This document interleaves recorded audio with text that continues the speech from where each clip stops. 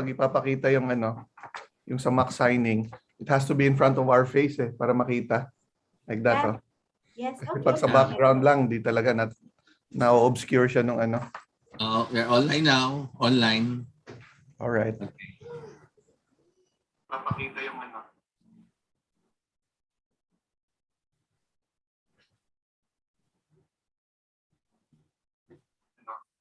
sa mock signing.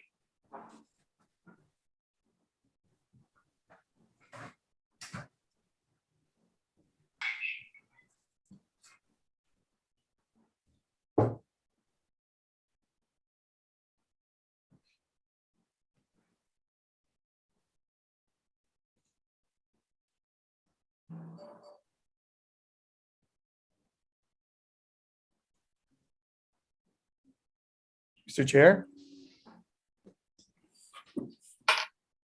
All right. Everyone ready? Good to go? Okay. So good afternoon once again to our audience, our continued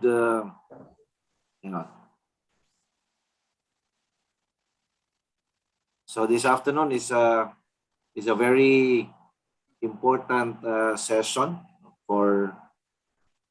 especially for us in the cybersecurity industry. I consider this as history in the making. This is the first ever that I am aware of partnership to be forged between two very active and very dedicated advocacy groups. So we have this afternoon our visitors from the Women in Security Alliance of the Philippines. We are going to sign with them a partnership agreement, which will we have one of the objectives is to enhance and of course continue the education of the community. So a secure community is security also for all of us. So without any delay, let me introduce our visitors from the Women in Security Alliance Philippines. From the chairperson and president and a very good friend and ever beautiful Miss Maria Carmela Migrino. Welcome, Madam Chairperson. Good afternoon, Mr. Chair. Your audio, Madam Chairperson, is I think low. Good afternoon, Mr. Chair. Ayan. So we can hear you now and we can also see you. And of course, if we are into cybersecurity, the officer that we just had as a guest speaker very recently, who discussed very comprehensively data privacy in 30 minutes. What can you? So, Dr. Rolando Lansigan, he is the Vice President for External Affairs of WISAP. Doc? Yeah, good afternoon, Pix Pro. Good afternoon, Mr. Chair and Angel Redoble and Mr. President Ace Asidilio. Magandang hapon po sa lahat ng nanonood ngayon. By the way, Mr. Chair, this is I copied it and share it live with the Philippine Society for Information Technology Educators. A lot of educators, IT educators are now watching this live. Wow. Yeah, we have more than 5,000 membership there for the IT Educators Association in the Philippines.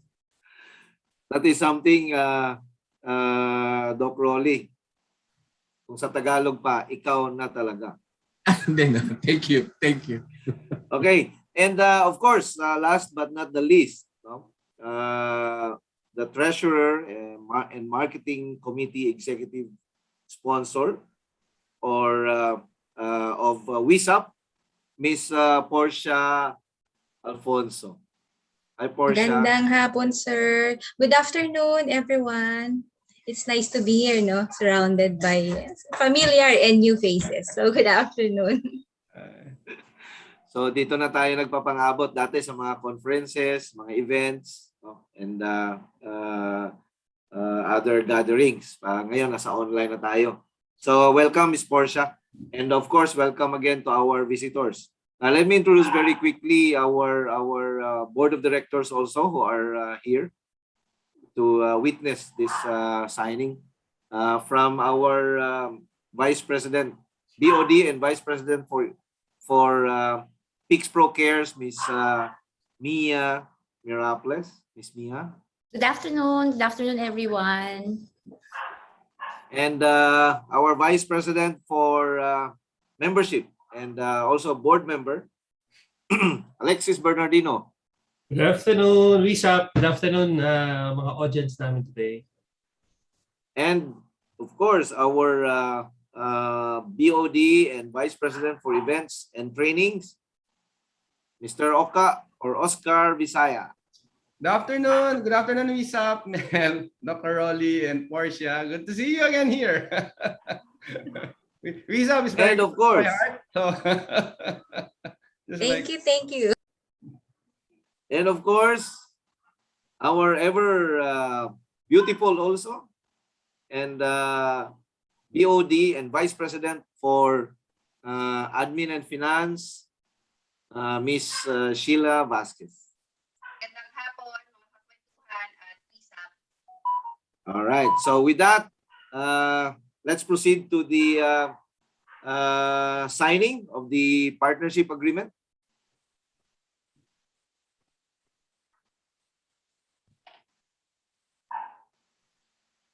ready, Mr. Chair, Miss Mel, we're ready. Okay. And I now sign.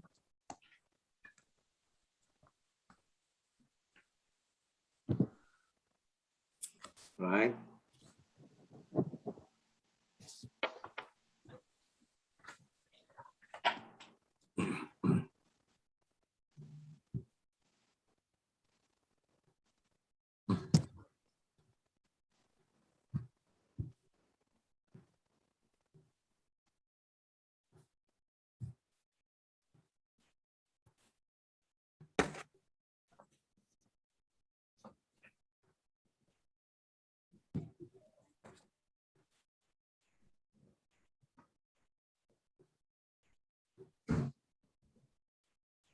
Mr. President, sa malapit sa katawan, sa baba ng chin. Yan. Para mas kita. Yan.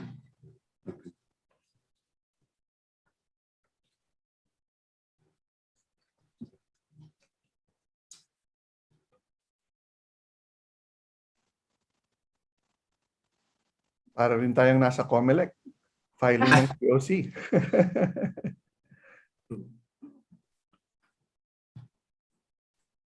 Okay. Yep. The history has been made, signed by the two national presidents from Women in Security Alliance of the Philippines, Chairperson and President Mel Negrinho, and PIX Pro National President Francisco Ashley Asidilio. Of course, we'd like to hear messages coming from the two presidents. May we call our WISAP Chairperson and President, Ms. Mel, to give your message. Yeah, thank you very much, Chairman Angel Redoble. Magandang hapon sa mga board members ng PIX Pro as well as to all other members of PIX Pro and WISA for actually in this meeting. Also, I would like to extend the same to Doc Rolly and to Portia. Yan. So like what actually Angel mentioned earlier, no? So this is actually October 1, 2021. Diba? Puro 1. Okay, so this is actually a special day for WISAP, no? The Women in Security Alliance Philippines. As the two cybersecurity organizations have actually agreed to collaborate and work together to build a safer place where we can facilitate information exchange and processing, where we can, do or expand digital innovation securely, and of course, uphold privacy. Similar to PixPro, no?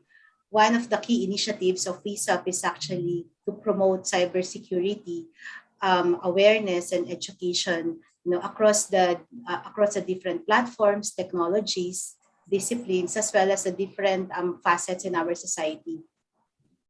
And of course, ultimately, we wanted to build cybersecurity leaders.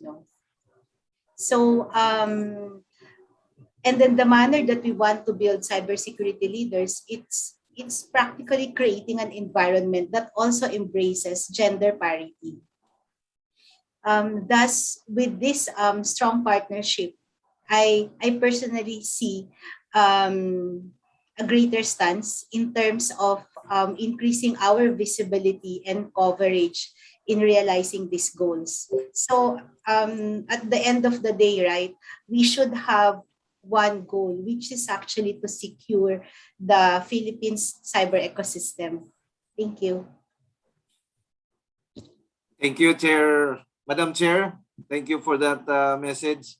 And for the PixPro side, our National President, Mr. Ace. Thank you, Mr. Chair. Members of the board of PixPro, Chairperson Mel and her team from WISAP. Like what Chairman Angel said a while ago, this is indeed an honor, and this is a momentous occasion for both our organizations. I recall one of the common refrain when we have our Kwentuhang cybersecurity is that the bad guys or the cyber threat actors have all come together. They are constantly collaborating, thinking of ways to undermine all of us, netizens. And the question now begs is, what are the good guys doing? So this is what the good guys are doing. We're all coming together. And not only that, our speaker today will also bear upon what we are trying to do today, and that is collaboration and partnership. That is the secret, really, in what Chairperson Mel said a while ago, in ultimately securing Philippine cyberspace. When we strengthen each and every entity that connects into cyberspace, we strengthen cyberspace as a whole. And we can look at it from various levels by capacitating people, especially inviting more women into the cybersecurity field and maybe even in the security field in general, capacitating organizations and companies, capacitating even our public sector, and a member of our public sector will be speaking to us this afternoon. So all of these taken together, no? And we're not just talking about it from a technology perspective, we're also looking at it from a management perspective, from an ethical perspective, and even from a philosophical perspective.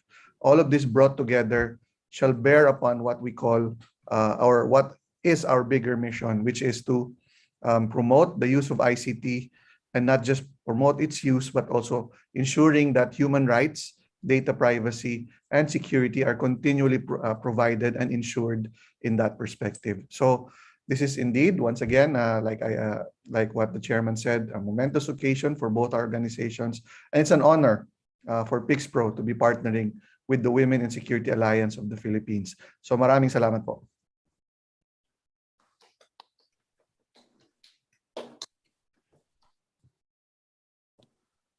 Mr. Chair, you're on mute. Thank you for the messages coming from the two leaders of two very active, very dedicated, and powerful organizations. We invite our guests to stay on because our topic today is also about partnership, and our speaker is from the public sector, as mentioned by the president. So, Mr. President, would you please do the honor in introducing our speaker? Gladly, Mr. Chair. Our guest today comes from the same military institution which I graduated from. He's a member of the Philippine Military Academy class of 1994. He's also a graduate of other institutions. For his advanced military courses, he graduated from the Armed Forces of the Philippines Command and General Staff College, which had a dual track with the Development Academy of the Philippines. He is also a product of the George Marshall Center in Germany, where he studied cybersecurity, among the other courses in cybersecurity, which he also finished. He has a long track record in assuming positions dedicated to cybersecurity in the military. And the more recent and the more prominent of these are as Chief of the Cyberspace Management Branch of the Office of the Army Staff for ICT, our ICT equivalent. They call it CEIS, or Communications, Electronics, and Information System. And from there on, he assumed as commanding officer and battalion commander of the 3rd Signal Battalion, Army Signal Regiment. This became his transitional position because he, in October of last year, assumed command of the first ever Cyber Battalion, Army Signal Regiment of the Philippine Army. Ladies and gentlemen, it's my honor to introduce our guest this afternoon, Colonel Joey Fontiveros. Welcome, Sir Joey. Thank you very much, Sir Ashley, for that very kind introduction. Of course, and of course, I want to greet lahat po kayo. Gusto ko pong batiin ng isang mainit na pagbati.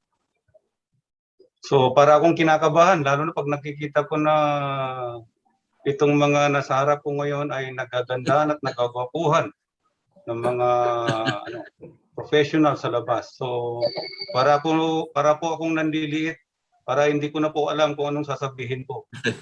Pero dahil nandito sina Sir Lansigan saka si Sir Angel, na ang tawag ko sa kanya palagi ay Maestro. So magkwento lang ako. Si Sir Angel, I fondly call him Maestro. Matagal na pong pinagsamahan namin yan since 2012, I think. And since then, in-idolize ko na po siya.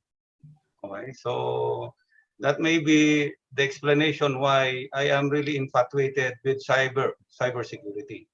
So idol ko po si Sir Angel. So wala pong halo yun, Sir Angel. Welcome, Colonel. Hindi ka pa hindi pa namin natitikman yung katas ng promotion, ha? Hindi ko pa nakakalimutan yun. Sige po, papasya na lang po kami sa Balbarte mo, Sir Angel. So, Okay. di ba, tapos na po yung lecture ko, Sir Angel. So anyway, share screen ka na. Let me share my screen, please, of course. So ano ba yung aking ito? So share. So yan po ang aking screen. So wait. So hindi po ito. So sorry. What happened? Stop share. Sandali lang po. Medyo kinakabahan yung Kami nga ang kinakabahan kasi the Cyber Ranger himself. So, pinakaunang totoong ranger kasi hindi niya, para lang sa kaalaman ng lahat, bago ka naging Cyber Ranger, ikaw ay isa ding matikas na Scout Ranger. So, sige po sir, nandito na po ang aking, hindi ko po, sandali lang po ha. At parang dahil sa kinakabahan po ako, hindi ko na po alam ang pipindutin ko. So parang nagka-amnesia po ako. Kaya to really, parang, ano ba ito? Nakashare na po ba, sir? Di pa. Ay, wala pa. So, share screen, bakit sobrang, sandali lang po. Sandali lang po.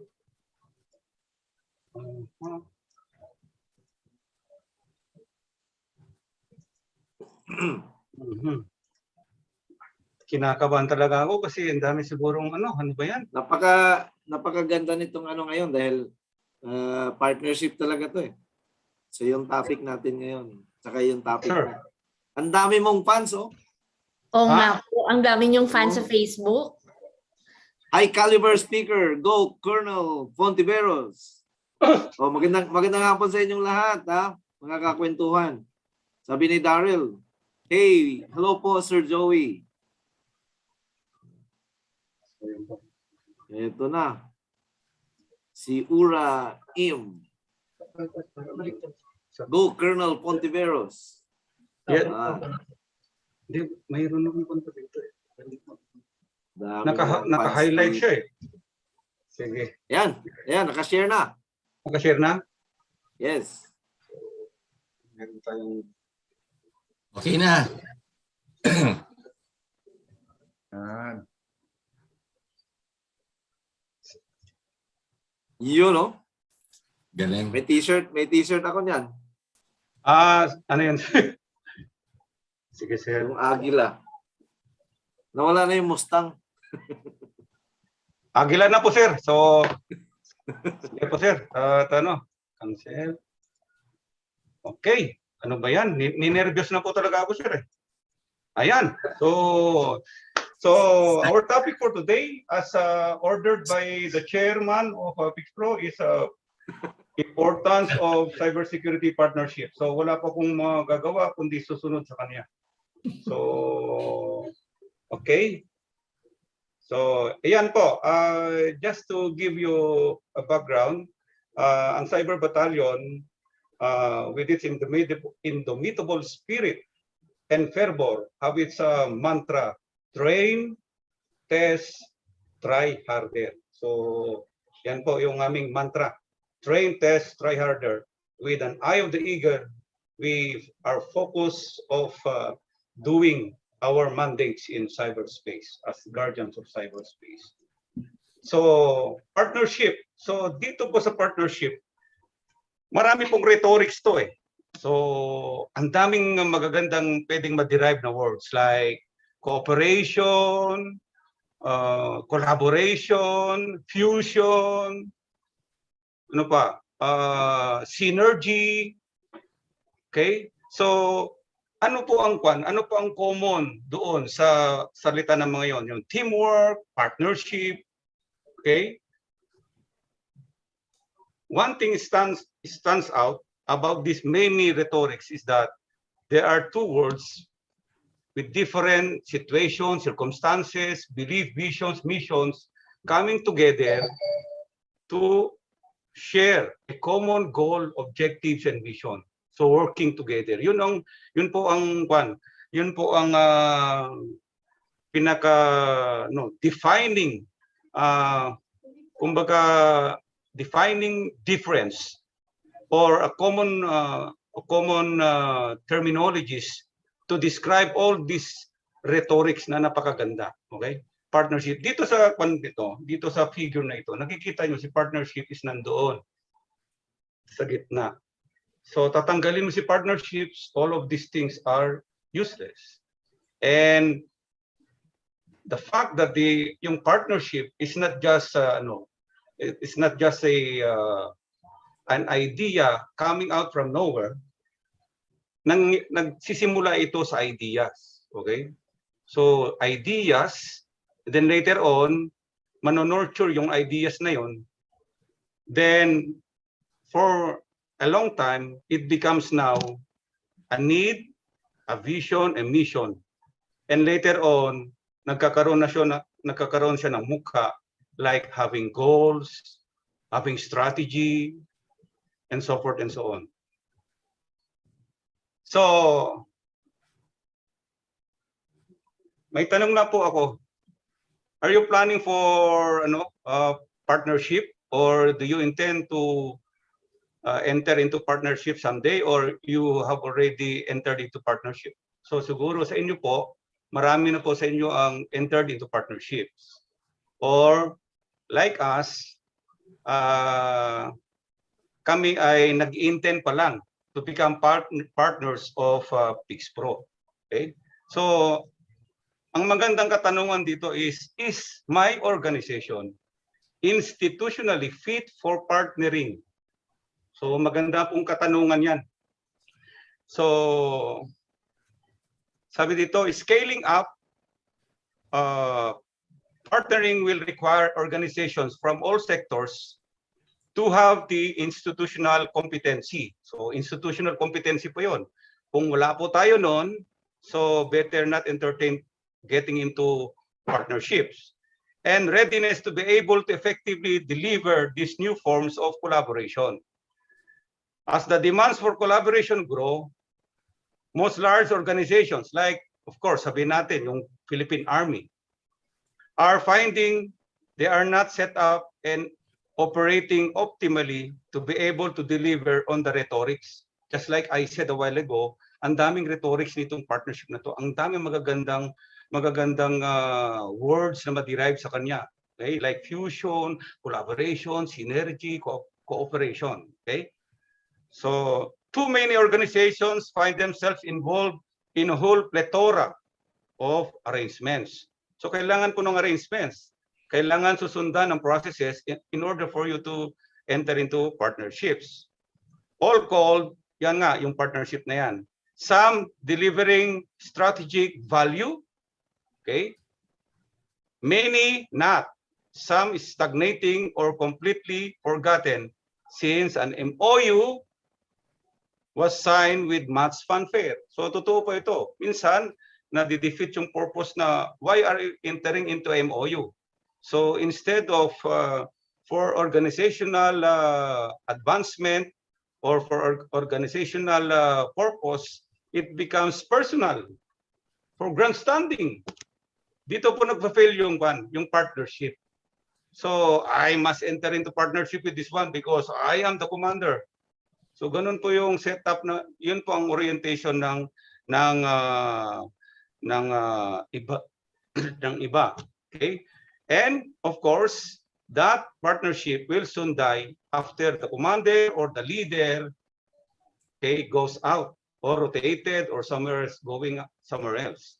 So hindi po nagiging makatotohanan ang purpose ng partnership. So isa po ito na pagkakatandaan natin na partnering is really should be based on a solid purpose. Okay, that is being filtered, evaluated, war game na sinasabi by not only the commanders, not the leaders, but including all personnel being affected by these efforts. So, staffs are finding it challenging to navigate their internal procedures to set up collaborations in the first place, or finding that perhaps partnerships are taking too much of their time and effort without producing sufficient results to justify their investments. Again, doon sa mga profit organizations, of course, having this move of partnering with other entities is always encouraged by financial profits. So hindi po pwede na magpa-partner ka kay like yung halimbawa later on, may business si Sir Angel. Pag-partner sa isang sabihin natin profit organizations. So ang kanyang iniisip palagi is of course yung profit niya dun sa business niya. Okay, so now again, let me ask this: is your organization institutionally fit for partnering? I will answer in behalf of my battalion. We are ready to enter into partnership to anyone in the name of cybersecurity. Sino po ang gusto mong ipag-partner sa amin? Binovolunteer ko na po yung cyber battalion. Ayaw Gusto mo, ko kasi na tayo ngayon eh. Oh, yun. Sabi ko, anyway, that will be the end state of me talking here that of course yung partnership ng Cyber Battalion with PixPro will come to fruition. Okay, so ito, let me discuss this one. May mga in-highlight po ako dito. For organizations to maximize the benefits of collaboration. So course, collaboration, cooperation, partnership. They need to ensure they understand how and why partnerships can deliver value for their organizations. Ano bang mapapala mo dyan? Okay? And have a clear strategy to inform and prioritize engagements along with the right leadership commitment to implement it. Ito yung na naman yung problema natin, right leadership. When leaders come and go and have different priorities, napuputol po, sayang yung continuity, sayang yung momentum. So ito po yung isa sa karakter ng partnership na ating na experience. When I was the commanding officer of 3rd Signal Battalion, ang dami po naming na mga organization that we partnered with. And as soon as nawala na po ako doon, hindi po na-sustain. So kasi po, iba din po yung priority ng leader. They must have sound systems and procedures to be able to take partnerships through their life cycle from initial identification through prospective value assessment. So ano ba yung ano nga yung mapapala natin diyan sa diyan sa partnership na yan. Due diligence and sign off. Of course, kailangan mong i-research kung ano ba yung advantage ng pagiging partner natin with other organizations. Implementation, so you need to of course to know that kasi sa implementations nandito nga yung the evil is in the implementation. So marami pong nalulungkot dito, maraming nagfe-fail dito during implementations. When the planning is defective, when the preparations is faulty, implementations will be affected. Monitoring, reviewing, and learning along with supportive instruments, both legal and HR. So in the, of course, dito sa outside world or sa business world, ito very talaga emphasis. They give emphasis dito sa legal. Okay? And of course, dito din naman sa amin sa loob, sa military, we also give emphasis on the legal, but much more on the yung parang credo mo as a soldier na kailangan gawin mo as a soldier yung tama. So yun po yun. Then organizations must have skilled staff with the right mindsets. Kung wala pong mindset na tama ang ating mga tauhan, then sayang.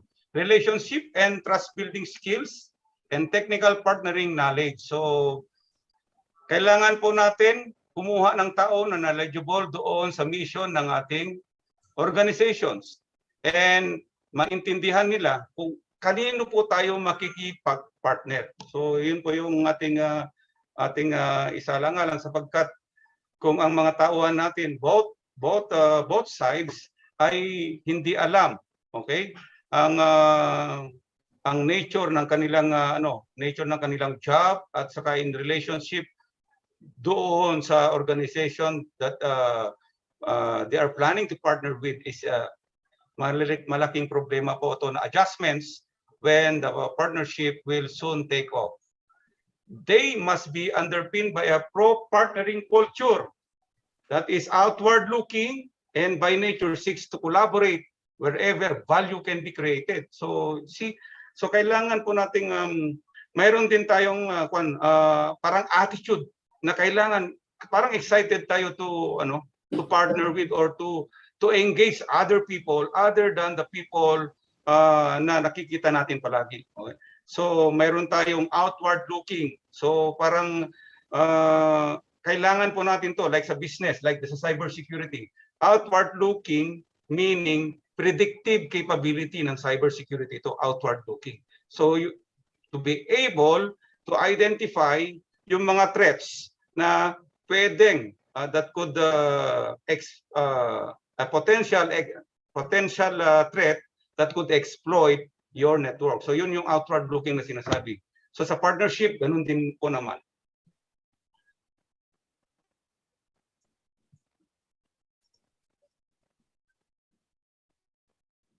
Okay. Key elements for organization.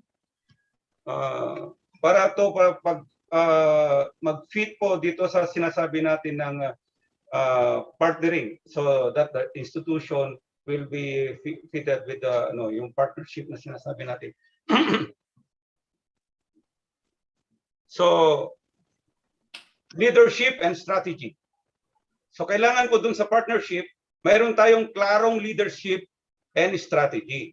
So sa leadership, siya po yung nagtitimon, siya po yung head, okay? Siya po yung magbibigay ng clear, defined vision and rationale for partnering. Siya po ang bahala magsasabi sa mga tauhan natin, sa mga personnel.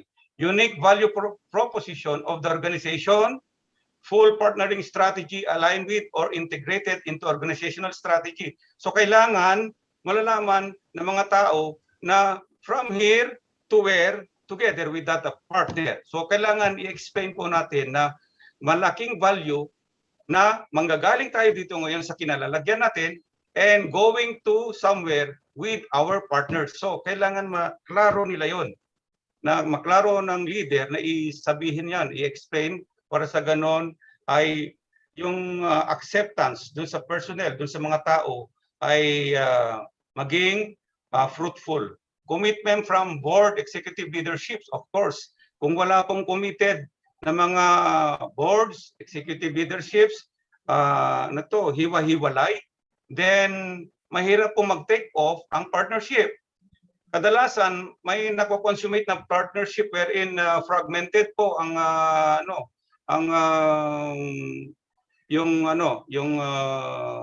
patronage or yung approval, fragmented siya, ay later on magfe-fail po yung partnership. Sufficient budget committed, of course, kailangan ng budget yan. Kailangan na lahat ng gagawin are budget driven. So kung walang budget, walang mangyayari. So may joke nga po dito yung bakit nagalit si Moses nung binagsak niya yung binato niya yung 10 Commandments. Ang sabi daw niya, utos ng utos, wala namang pondo, kaya binagsak niya yung tablet. Sir Angel, dapat nag-smile ka naman para strategy and commitment fully communicated across and accepted by the organization. So, yan po, yung katulad ng sinasabi ko sa kanina, that the strategy and commitment, okay, lahat ng personnel should be, of course, clearly communicated from all personnel. And dapat ay mayroon tayong unanimous acceptance.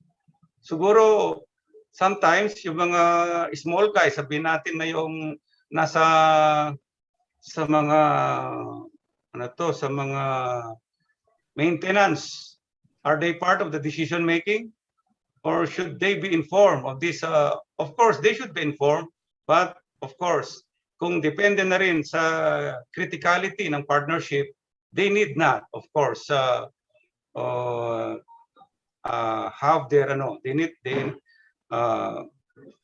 ang kanilang approval ay kahit hindi na po kailangan. So, systems and processes, partnering policy, principles and typology of partnership develop. So yun pa lang, parang dito sa cyber na bago pa lang siyang i-activate, mayroon na siyang capability development project, parang ganon. So ganito rin po sa partnership. Clearly define internal rules and procedures across full cycle of partnership. Okay? So importante na, again, yung rules na yan should govern and establish behaviors. So kaya kumbaga, sila po yung poste na nagagwardya doon sa structure na binibuild natin called partnership. Systematic approach to mapping, identifying potential partnerships. Okay? Cost and value assessment of potential partnership, due diligence of partners. So, yun, na-explain ko rin po yung due diligence. Kailangan yung both partners will really come into agreement based on their extensive research. Ano ba talaga yung Meron ka, ano ba talaga, meron ako na pwede para sa'yo, yung sa'yo pwede para sa akin, something like that. Tracking, monitoring, relationship, and knowledge management system. So, kailangan po natin ng tracking and monitoring.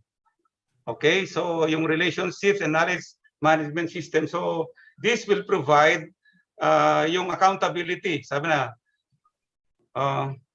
kasabi nga doon cuentas claras conservan amistad. So, clear accounts preserve friendship. So, yun yung sinasabi dito. So, applicable dito. Cuentas claras conservan amistad. Sabi niya dito is clear accounts preserve friendships. And in this particular example, preserves the partnership. Partnering legal agreements. So, kailangan din natin to. Of course, bilang isang organization, we should have all the legal remedies and preparations in case we need them. Okay, conducive HR policies.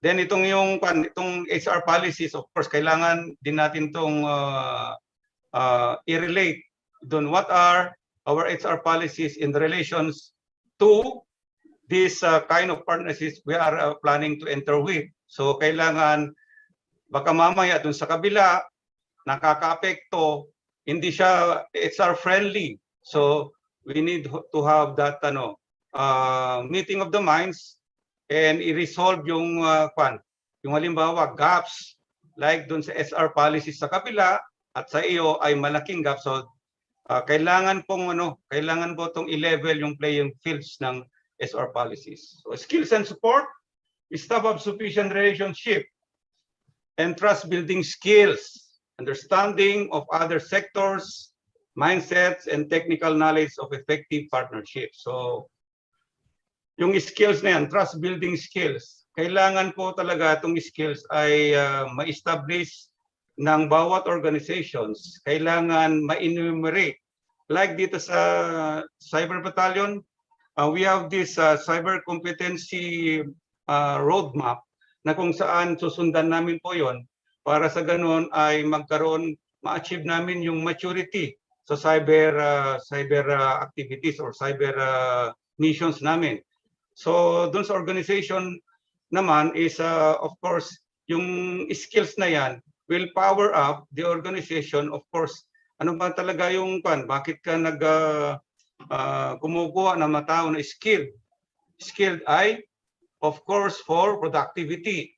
When we say productivity, at the end, ang nasa isip natin is profit. Right? Establish sufficient time allocated to fulfill the roles. So, bigyan natin ng sapat na of course, na time para mapatunayan ng mga ating staff ang kanilang roles. Later on, as we partner with other organizations, titingnan natin kung how are they faring up with this new work environment. Tools and guidelines for partnering available. So, tools. Pag sinabing tools, ano pang what comes into your mind when we say tools and guidelines? So tools, since we are talking about cybersecurity, there are systems.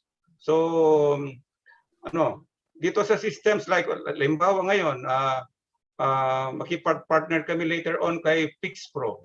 Meron kaming system, information systems to determine yung mga tropa namin kung sino na ba ang may training ng mga required trainings at sino pa ang hindi.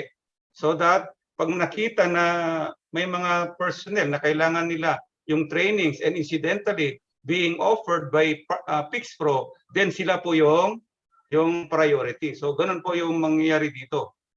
Okay? Direct support available from experienced partnership brokers.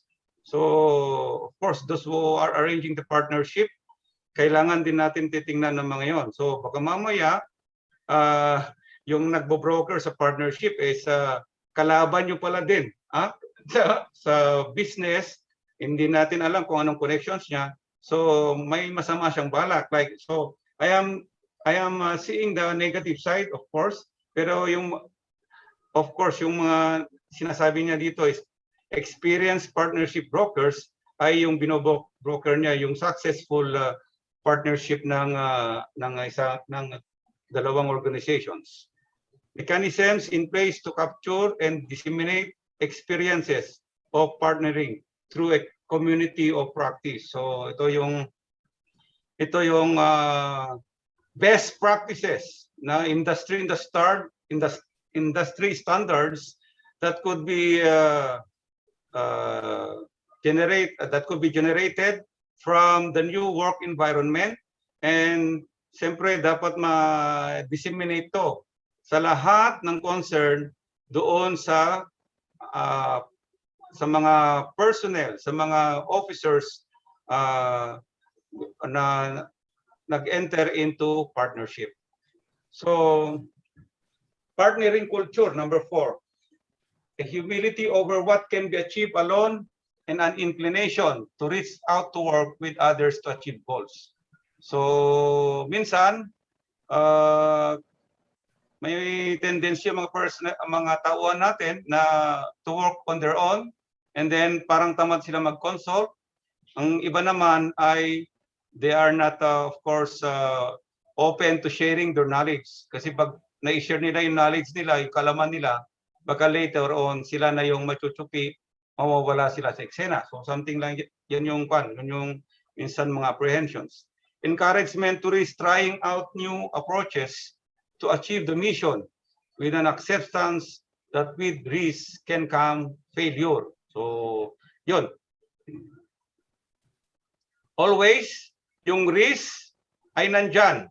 Okay? So, for as long as we are doing something, risk is always present.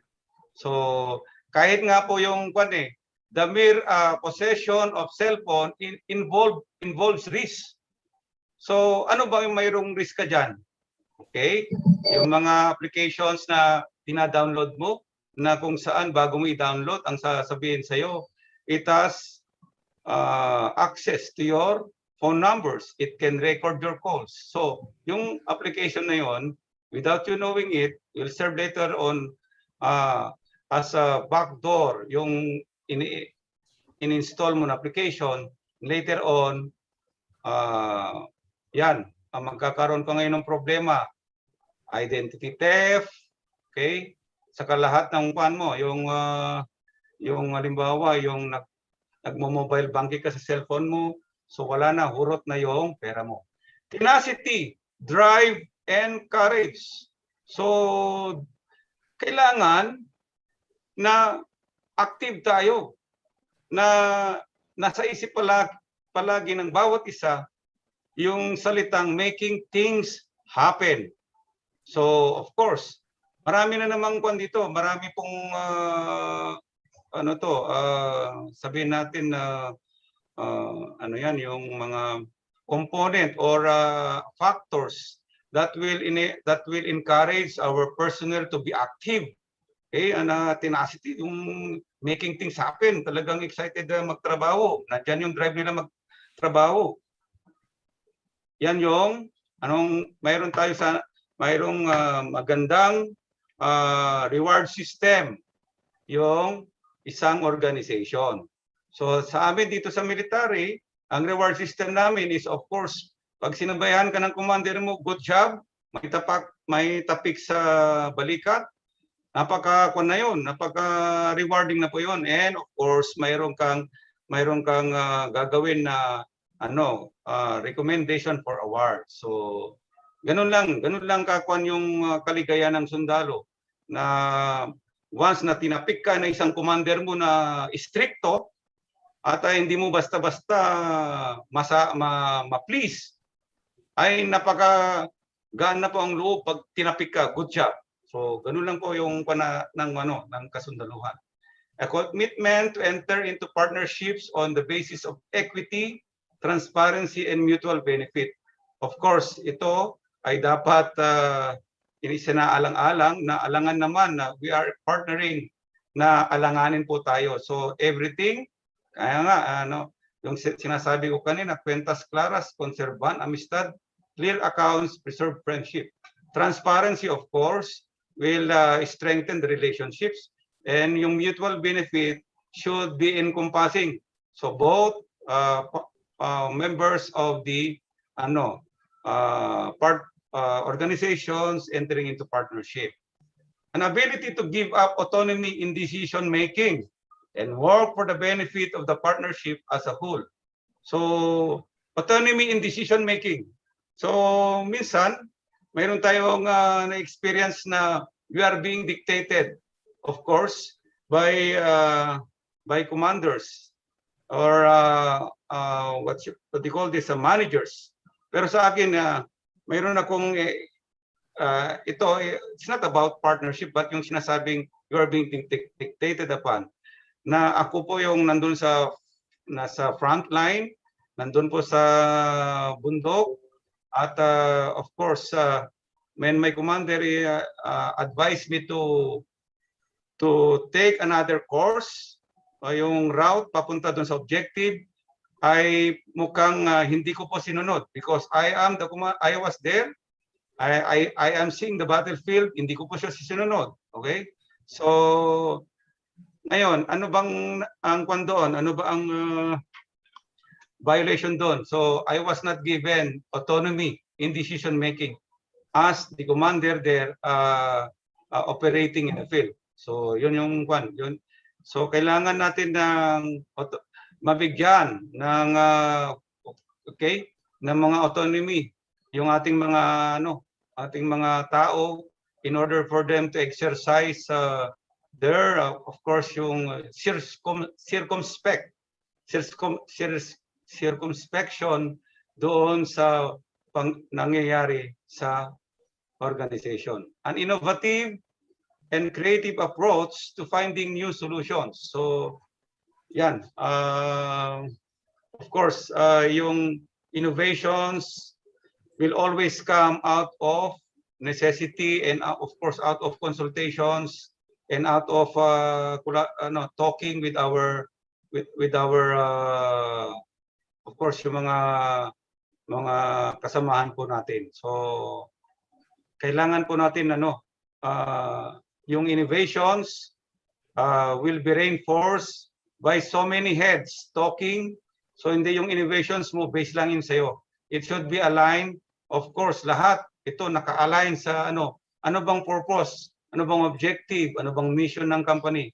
So baka ang company mo, ang yung organization na dalawang organization na nag-partner, ang gusto nila is yung green energy.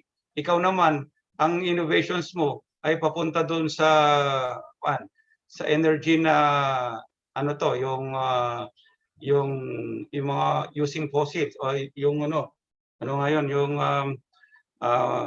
gumagamit ng mga traditional na gas, na crudo, something like that. So number 5, the last one, well-connected and trusted yung networks and relationships. So kailangan po natin to.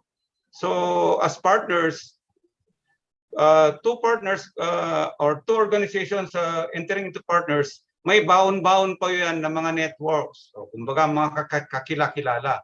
So putting them together ay like yung mga networks nila ay putting it together also. So lalong lalakas po yung partnership na yon. Well-connected and trusted part of a diverse and active network of stakeholders. So nandyan po yung active network and trusted. So kailangan po maging maingat tayo dun sa of course dun sa mga kinaka-engage natin. We should always establish relationships, and for as long as everything is green, we continue with the relationships. So because we trust them. Relationships are sufficiently strong that stakeholders alert about risks and opportunities. So na-experience po natin to wherein our stakeholders in cybersecurity, yung counterpart natin sa external stakeholders natin, they're reminding, sir, yung website po ninyo, sir, mukhang medyo may problema sa ganitong plugins. So mayroon tayong alerts. And then mayroon din namang opportunities na sinasabi sa labas, sir, mayroon po tayong training ngayon na libre. Pagka gusto nyo pong isali yung ang mga personnel niyo. So palagi pong nangyayari ito kay Pix Pro. Just recently, we have our training with Pix Pro. 20 of my personnel attended yung trainings na of course inilapit ng ating chairman si Maestro. Network is sufficiently extensive to be able to engage directly whenever there is problem or opportunity. Okay? So, kung gaano kalapad yung ating connection, so network, yun ang sinasabi doon. Mayroon tayong yung chance ng ating survivability of all or survivability sa mga challenges ay madali lang po na i-contain. Okay? So napakalaki po yung premium of having a wide network, trusted network dito sa trabaho natin, lalo na sa cybersecurity. Management approach to measure and continuously improve the quality of relationships with stakeholders. Okay? Ongoing investment in building stakeholder networks and relationships outside the immediate programmatic need. So, nag-emphasize po dito sa natin, sa our relationships with internal stakeholders and external stakeholders. So, having a wide base of networks of stakeholders, external, internal, will also empower us doon sa ating organization. So, partnership in cybersecurity. I consider it both catalyst and capability multiplier. O ano ba nga ito? Ano nga ito? Ano bang ibig sabihin nitong catalyst and capability multiplier? Okay, so I have listed here yung aking pananaw doon sa sinasabing catalyst at saka capability multiplier. Okay, so ang partnership, pag nakikita mo, ay nakakatulong po ito sa mga early stage or growing cybersecurity organizations grow into national and international operators. So imagine po ninyo, by the time na maging partner po kami ni Pix Pro, so ano ang magiging magiging impact niya sa organization ko?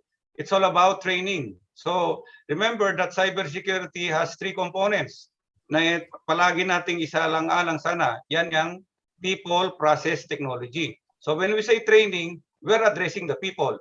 And when we address the people, of course, yung technology at saka processes, yung mga tao, mga operators natin, the people who will drive, who will man the technology and make the processes ay magiging well-informed. So, yun yung kagandahan nito. Okay? So, provides customized awareness and skill-based training using problem-based learning workshops as well as experiential learning. So, ito po yung kagandahan dito sa partnership na ito. May dala-dala kang mga lessons learned, may dala-dala kang best practices, mayroong dala-dala kang mga challenges. Ganon din po sa kabilang organization. So putting them together, okay, so will drive now yung tinatawag nating customized awareness and skill-based training.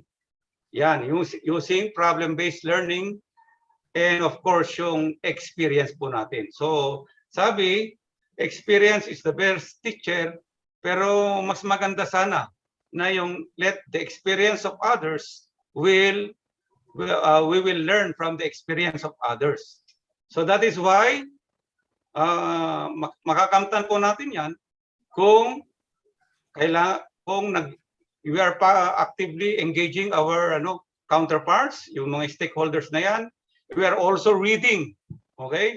Kasi kung hindi po tayo nagbabasa, ay paano na lang po, baka mamaya puro hearsay baka inabasa mo, baka fake news. O delikado na po yun na integrate mo doon sa core approaches mo sa organization na ang pinanggalingan pala is baseless at saka fake news. Actively supports policy development through research that brings together the latest thinking, public opinion, and organizational insights on the pressing cybersecurity and digital privacy issues facing the organization. So, dapat ay itong ating efforts should be reinforcing. Okay? So, hindi po siya divisive. Baka mamaya, magkaiba po ang pananaw ng dalawang component na naging isa patungkol dito sa sinasabing moving forward together as one. Baka mamaya ay of course magkakaiba po yung mga pananaw, yung approach, methodology of solving it, of addressing it. It should not be that case. So that lahat po ng ating gagawin should be the one thinking, one mind, one approach, one methodology, and one implementation of the organization.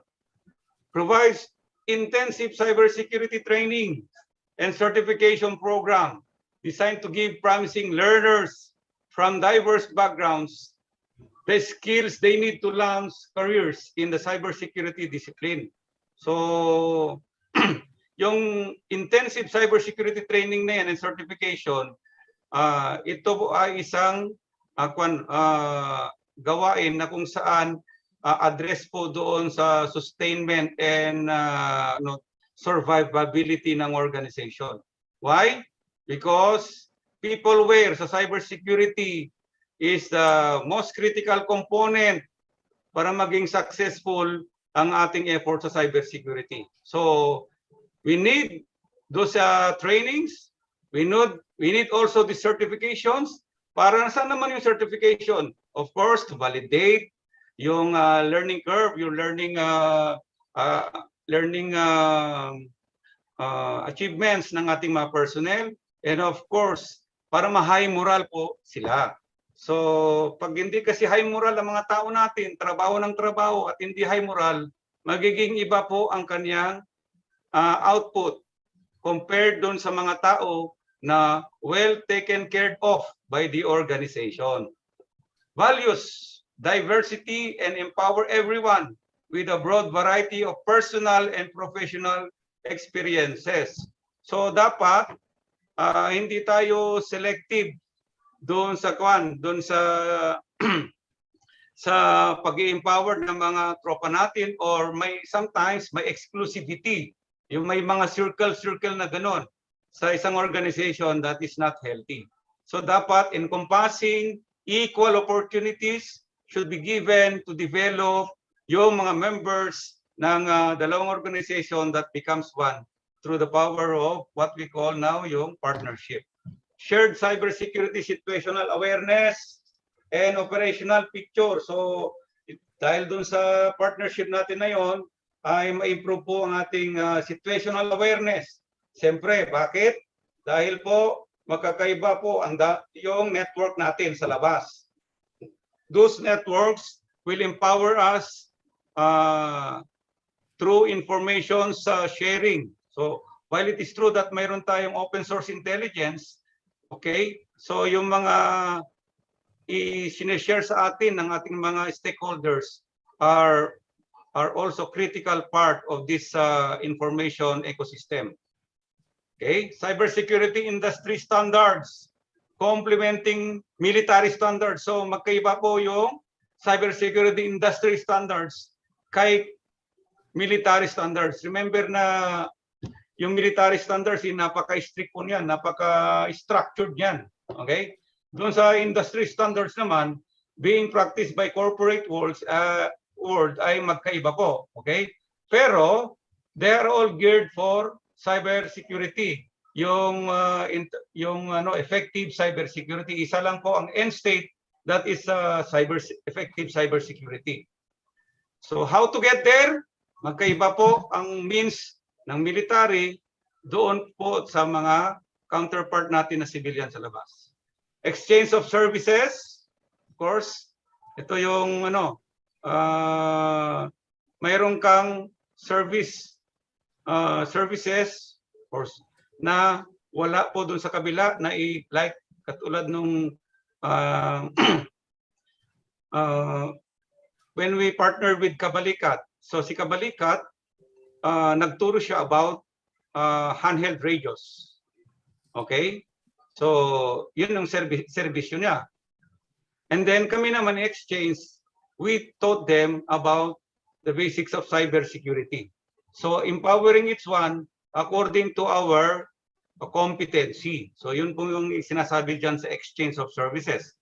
Then, donations. Yung donations na yan, hindi po to like yung although hindi pa kami formally partner ni Pix Pro, but then Sir Angel Redoble then was very consistent in supporting 3rd Signal Battalion. Nag-donate po siya ng mga TV, computers. So yun pong ginawa ni Sir Angel Redoble, being the chairman of the Pix Pro. So ang dami pong when I was there, parang tuwang-tuwang tropa kasi dumadating yung suporta galing kay Pix Pro. And of course, lately nga, yung training naman sa personnel namin. So masaya kami at of course, Pix Pro is actively engaging institutions like us, like sa military, and we are seeing the future that Pix Pro and Cyber Battalion work hand in hand in the pursuit of cybersecurity advocacy. Okay? Critical confidence building measures. So, yung critical confidence building measures na ito sa partnership is when we decide together armed with common informations. Wala po tayong itinatago na information sa kabila or sa kasama natin. So yung confidence building measures na yan ay maging maging open, maging honest so that the partnership ay governed with trust and confidence. So yun po. Okay, I think yan po ang aking pananaw dito sa partnership in cybersecurity. I just hope that kahit papaano ay nabigyan ko po kayo ng insights or dagdag kaalaman dito po sa partnership in the importance of partnership in cybersecurity. Okay, so ang Cyber Battalion, All right. together with Pix Pro, partners in the making. So that will happen soon. Thank you very much. Magandang good evening po sa lahat.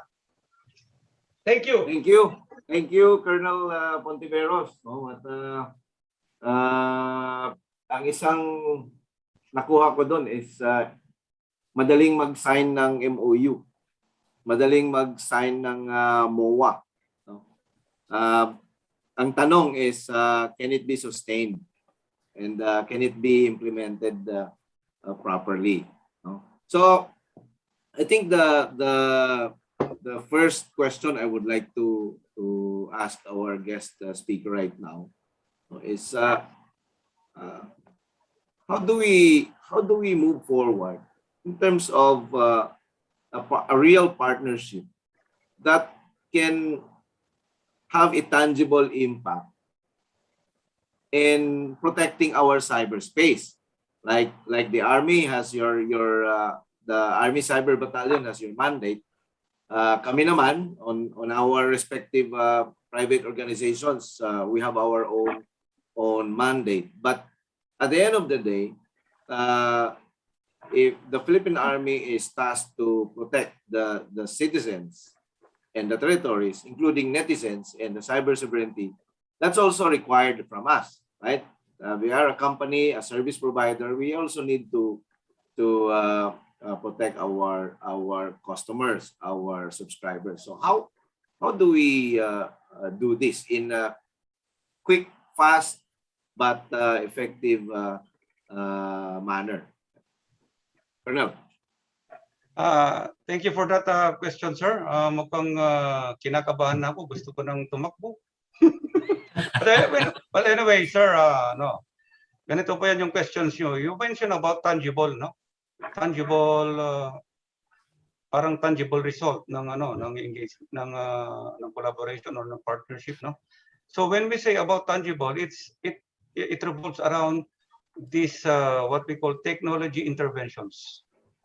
Who may be providing these technology interventions? You are on your part, like EPLDT or yung company nyo po ay or yung si PixPro ay magpo-provide ng technology intervention sa amin.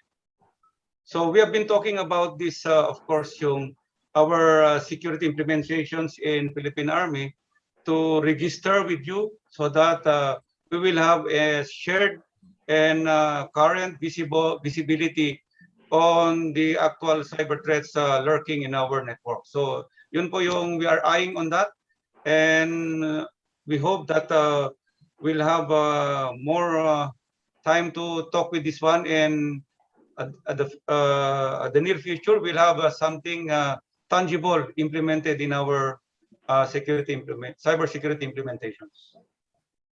Right, that's one area, no, on the technology and capabilities. No? So yung very recently, yung balita that si MVP, the chairman of PLDT, together with other MVP group companies, donated to Philippine Air Force to put up the MVP or the Cybersecurity Center for Excellence of the Philippine Air Force, no? Donated by MVP Group and MVP himself. So that's one part also. Now, you mentioned about the threat intelligence or the information, no? So for example, we can also do that in an automated manner, wherein maybe other organizations have their own database of threat information and can be shared, no? But must be processed in an automated manner. But we have we just signed a partnership with the Women in Security Alliance of the Philippines. And we still have Doc Rolly. Doc Rolly, good afternoon, Doc Rolly. Yeah. Now, for example, if we are now partner, and then of course we always wanted to we always do and want to help more our counterparts in the public sector. In this case, the Cyber Battalion of the Philippine Army. What do you think we can put together, or something that we can do as partners with the likes of the Philippine Army Cyber Battalion?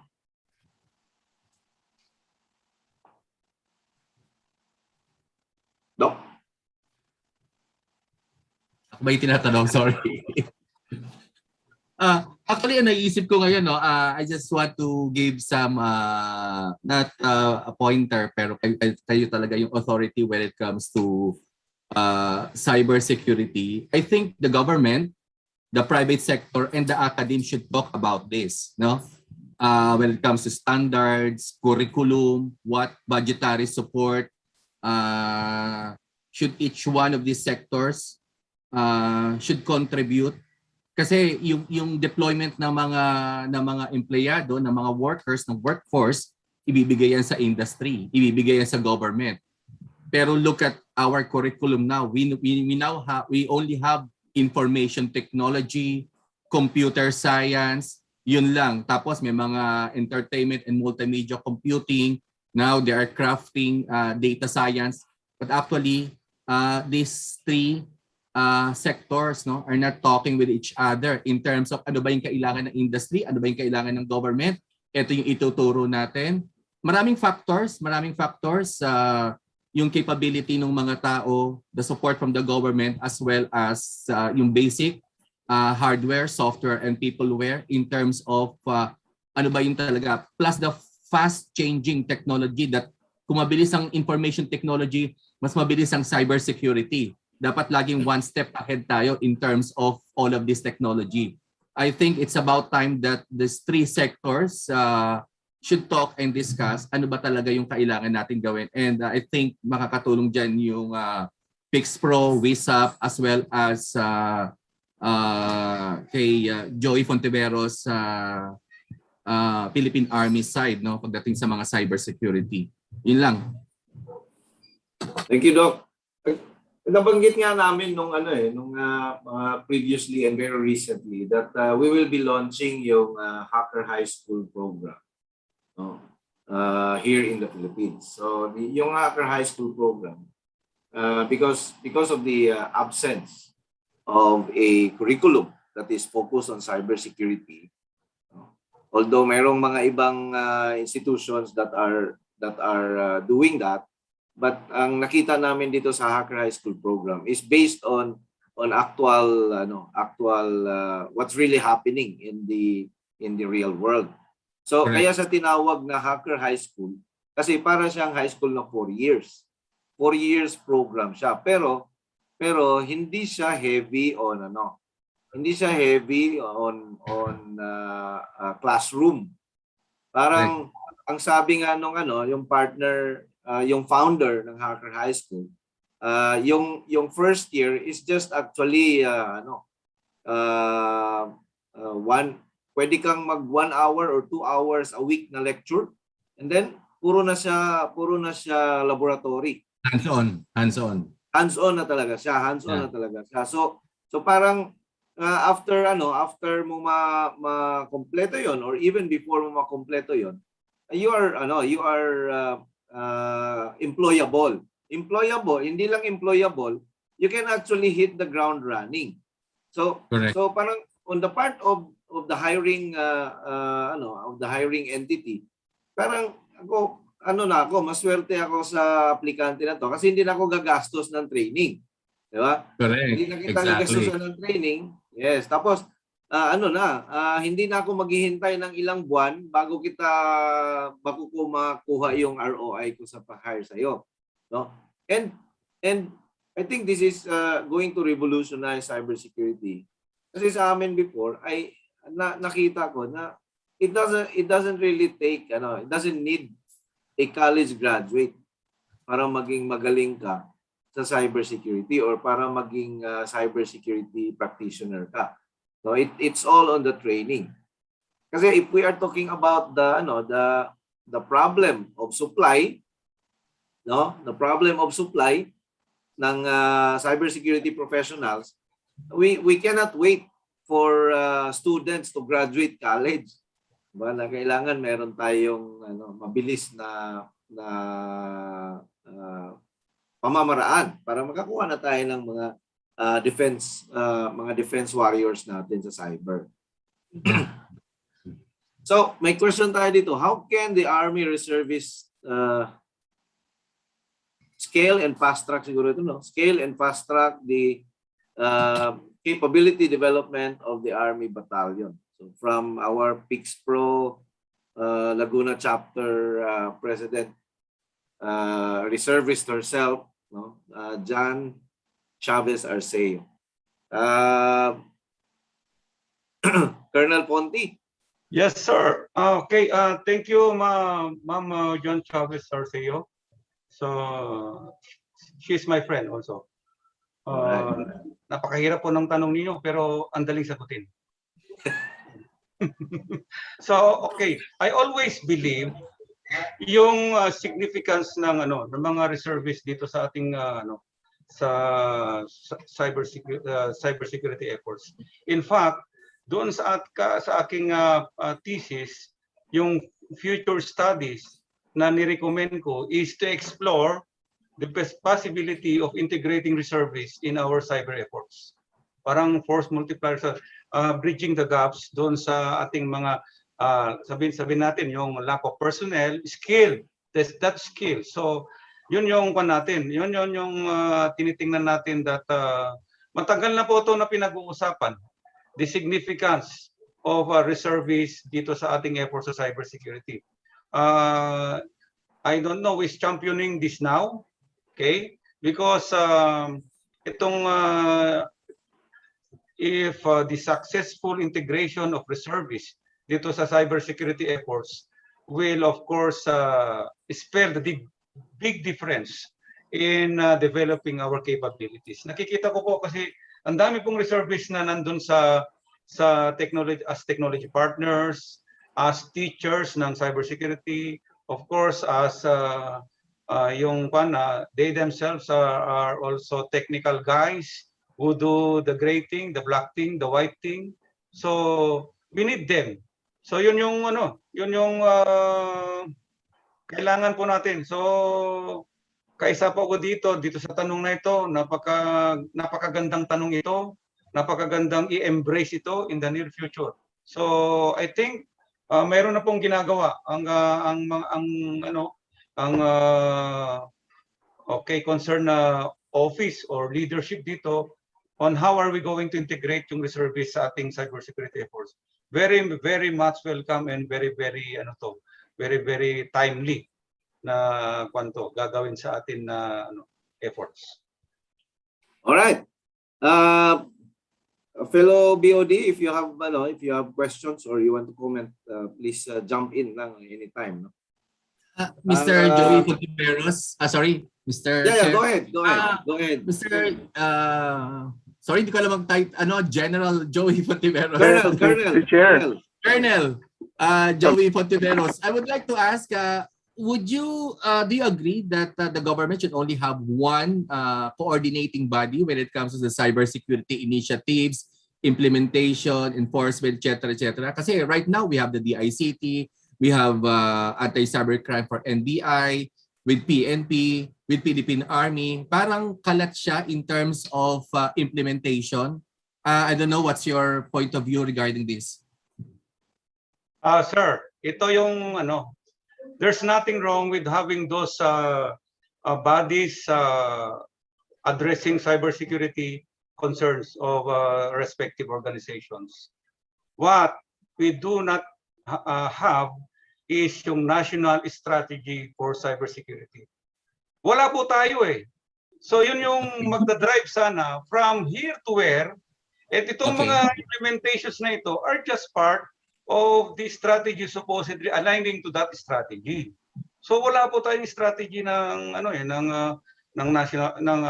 sabihin natin national cybersecurity strategy na sana magdidikta, like katulad ng sinasabi ni Sir Angel kanina, about the training. So yung high school hacker academy, something like that. So when you have this strategy, you will not provide that when yung mga anak natin, mga malilit pa lang, segregated na sila according to their aptitude, kung ano yung interest nila. That's a strategy for us really to trace out sino bang pwede sa cybersecurity, sino pwede sa arts. So yun yung strategy. Siya magsasabi kung ano ang gagawin from here to where. So ngayon, yung the ICT are just part of the implementing body in, of course, going to that, following that roadmap as dictated by yung strategy na yan. So we need a national strategy in cybersecurity. Yun pong kulang natin. Thank you. Thank you. Well, marami pa tayong mga questions, pero pasensya na at lumagpas na tayo, no? It's already 6:20. But definitely this will not be the last invite that we will send to Colonel Joey Fontiveros, kasi yung partnership lang mahaba-habang kwentuhan yon, no? May training pa, may binanggit pa na National Cybersecurity Plan. Nako, diyan lang kami laging matagal na debatehan ni Colonel Fontiveros, no? Kailangan talaga yung National Cybersecurity Plan. So pasensya na at again, maraming salamat sa ating guest speaker, Colonel Joey. Maraming salamat, bossing. Sana soon we can invite you again. Can you now give your last sort of reco or advice to our audience and the future audience that will watch this video? kung ano yung mga tips mo sa kanila. Okay, sir. When we say cybersecurity, always remember that this is a team sport. You cannot do cybersecurity alone. No man is an island in cybersecurity. We can do it together. So, yun lang po sa akin, sir. And isa pa, sir, I would like also to hook up. May mga personal kami kasi ditong babae din, sir. So, ano ba yung, how can I hook them up dun sa, ano ba yung organization? Women in Security Alliance, Philippines. Yun. Sana, may hook up ko din sila para lalong lalapad ang aming awareness dito sa Philippine Army. All right, yung Vice President nandito So si Doc Rolly Lansigan. Of course. Go ahead, Doc, for your last. No, it's okay. Wala naman. Salamat, PixPro, and thank you for welcoming WISAP, and thank you to our resource speaker, Colonel Joey Fontiveros, for this very insightful webinar. No, I'm sure marami na enlightened about cybersecurity, and I do hope that next time we will have a more detailed discussion about this, and with the Philippine Society for IT Educators also. I think we are pretty much interested also with this partnership with the Philippine Army, PixPro, and WISAP. Thank you very much. All right, we can definitely expand our partnership, no? So itong PixPro and WISAP partnership ngayon, ang tawag ko dito, it's a match made in cyberspace. Correct. All right. So wala na tayong oras for our fellow BODs, mga board, maraming salamat ulit for being here. And pasensya na, hindi tayo nakapagpaayuda ngayon dahil nagtapos tayo sa oras, but huwag kayong mag-alala, no? Nagdadagdag yung ating mga palaro, no? Para meron tayong ayuda. So on that note, maraming salamat mga Kwentuhang. So another Friday, another very interesting session with our guest speaker, Colonel Joey Fontiveros. Maraming salamat. At dahil Friday na naman, happy weekend. Pero dahil nasa cybersecurity kami, happy lang, walang weekend. Bye-bye. Bye!